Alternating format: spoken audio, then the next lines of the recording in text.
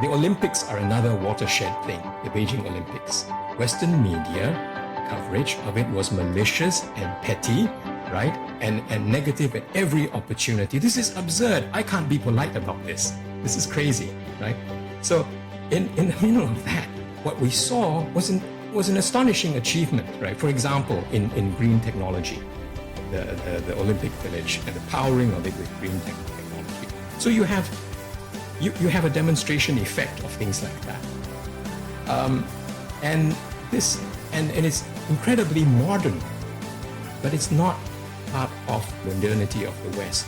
And I think scholars have enormous difficulty, scholars raised in the West have enormous difficulty adjusting to this.